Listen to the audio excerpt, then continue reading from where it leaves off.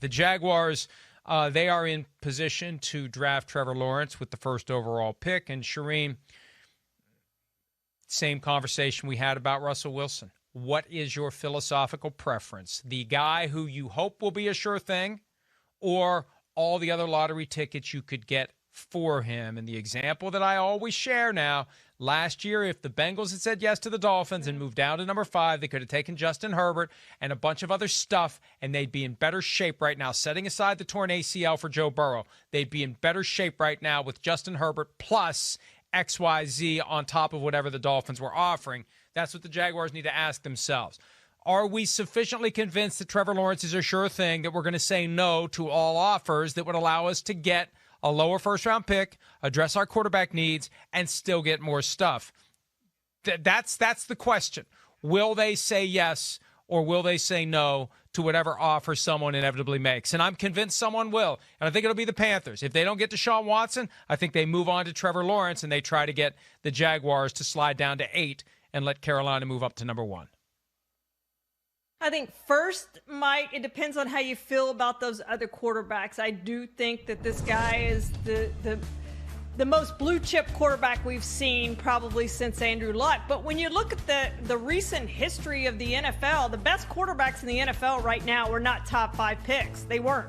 And you can go check it out. They weren't top 5 picks. So if you like one of those other guys, I can absolutely see the Jaguars listen to an offer, getting a buku of draft picks, which they need. I looked at this roster, and I'm just like, wow, how many of these players do you build around? And there just aren't very many. Now, they've got a ton of cap space. We know the most cap space in the NFL, whatever it is, they're going to have a ton of cap space to go help themselves in free agency, pick out the right free agency and your free agents, and you're definitely going to be better next year. But the draft is key, too, and the more picks you have, the more chances you have. They have a ton of picks now.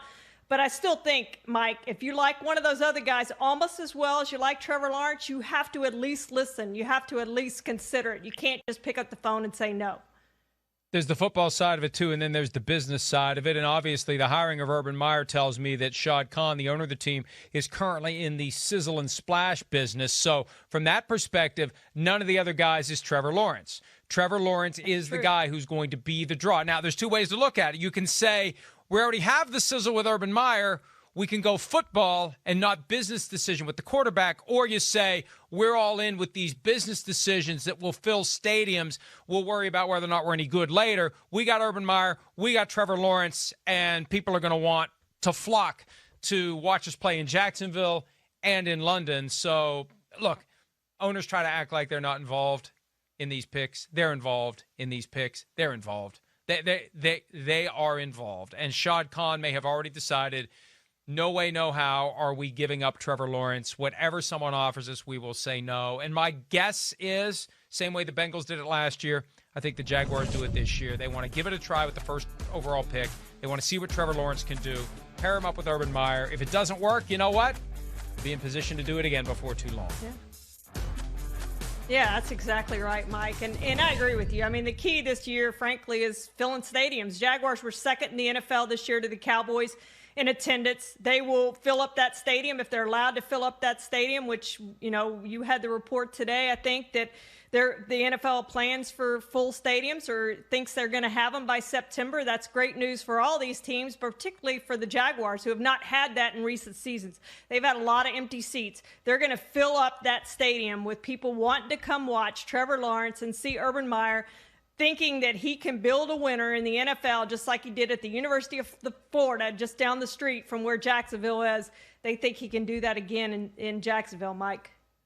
The asterisk on all of that is the political climate where a stadium is located. Places like New York, Massachusetts, Pennsylvania, California may take a little more time. But Florida and Texas, it's going to be open the turnstiles and let everybody come in by the time we get to September, especially given where people think the pandemic will be. If folks get the vaccine, if folks continue to be smart about wearing masks, we could be at a point where a lot of this is behind us by then. And wouldn't that be great if it happens? All right, let's play a little game here with one in and one out. We're each going to pick a guy that we think will join the team and a guy that we think will leave the team, or at least someone we would add and someone we'd get rid of. No Trevor Lawrence for this, though.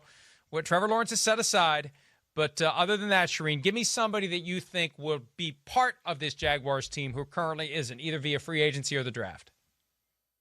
I think it's Leonard Williams. I mean, you look at that defense. They were 31st in total defense. They were 30th against the run. They need a guy like Leonard Williams. And when you look at the defensive lineman, he's at the top of that list, that free agent list. They need him. They need big upgrades there. He and Josh Allen would pair well together. It's a significant need for them.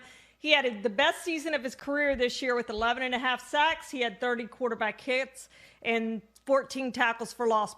I just think he would be a huge help for Jacksonville. They have the most money, $79.6 million to go spend based on a $180.5 million cap. Maybe it goes up a little bit from there, but they have plenty of money. They can go get who they want to get. If the Giants don't franchise this guy, Mike, I think they're going to make every effort to sign Leonard Williams. I'm going to immediately break the rule that I just set by saying someone who will be added via free agency or the draft. I'm going to say Michael Thomas, a trade with the New Orleans Saints, the Saints unloading some cap space and moving on from Michael Thomas, maybe even after June 2. Again, it doesn't matter much to the new team since there won't be the same offseason program, but you bring in a potent weapon for Trevor Lawrence. You reunite Michael Thomas with Urban Meyer. And that's been something I've had a feeling about. Not that I know anything about it. I never know anything. Life is easier that way. But ever since Urban Meyer took that job, I thought, you know what? The Saints are, it kind of feels like they're at the end of their rope with Michael Thomas. Would be a perfect opportunity to trade Thomas to the Jaguars and put him back together with Urban Meyer, Charean. Yeah, no doubt about it, Mike. I think that would be a great move for them. They need to upgrade at the receiver position. That'd be perfect. Perfect. And with the receivers they have on their roster, they have a lot of twos.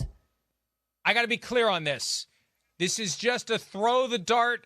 This is not a report. And we're not going to try to turn it. This is not a bold prediction. This is not 3 first-rounders plus Christian McCaffrey for Deshaun Watson. This is just a flat-out, wild, crazy guess and nothing more. I promise you. All right, give me somebody who's going to be gone.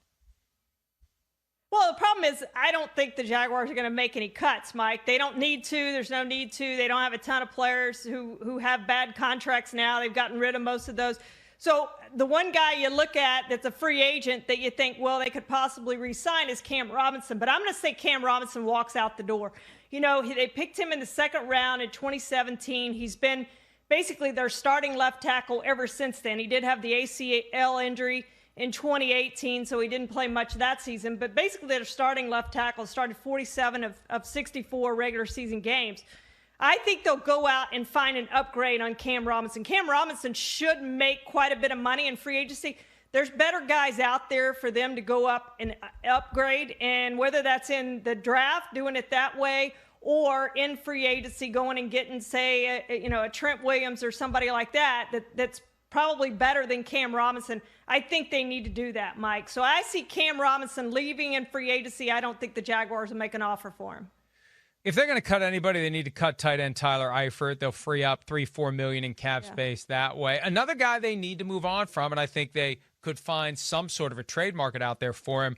I think it's important to move on from Gardner Minshew. That ship has sailed, and it's not like he's going to be a veteran presence that tremendously helps Trevor Lawrence. And I like Gardner Minshew's fire. I like his spirit. I don't know that fits with what the Jaguars are going to be looking for in a backup quarterback. There's two kinds of backup quarterbacks you can have: the guy who thinks he's the starter and is trying to compete to be the starter, or the guy who knows his place is number 2 and is doing everything he can to support the starter. I don't think Minshew is suited for that role, and I think that's what the Jaguars need. So off with Gardner Minshew, maybe get some real value for him, get more than the 6th-round pick than you gave up to get him, and have a veteran there to be the backup to Trevor Lawrence and help him learn the ropes at the NFL level. Hi, I'm Mike Tirico, and thanks for watching. Make sure to hit subscribe for the latest news and highlights from NBC Sports.